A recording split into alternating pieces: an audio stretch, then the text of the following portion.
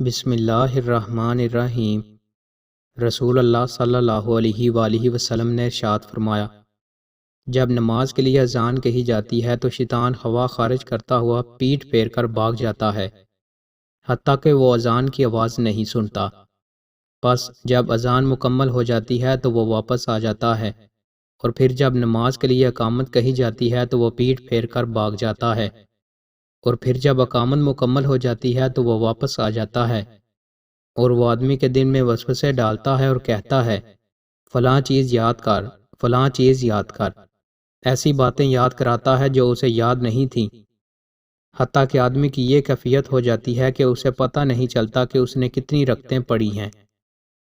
رسول اللہ صلی اللہ علیہ وآلہ وسلم نے ارشاد فرمایا، جو شخص نماز فجر پڑھ لیتا ہے تو وہ اللہ کے عہد و امان میں آ جاتا ہے،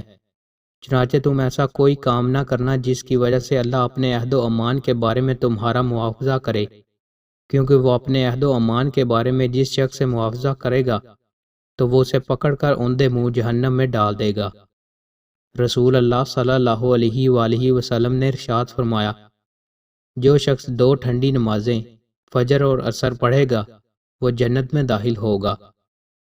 رسول اللہ صلی اللہ علیہ وآلہ وسلم نے ارشاد فرمایا، اس شخص کی ناک خاک آلود ہو جس کے سامنے میرا ذکر کیا جائے لیکن وہ مجھ پر درود نہ پڑھے، اس شخص کی ناک خاک آلود ہو جس کے پاس رمضان آ کر چلا گیا لیکن اس کی مغفرت نہ ہو سکے، اور اس شخص کی ناک بھی خاک آلود ہو جس کی زندگی میں اس کے والدین یا ان میں سے کوئی ایک بڑھاپے کو پہنچ جائے لیکن ان کی خدمت پھر بھی اسے جنت میں داخل نہ کروا سکے۔ دوستوں، مزید اچھی ویڈیوز کے لیے ہمارے چینل کو سبسکرائب لازمی کریں۔ بہت شکریہ۔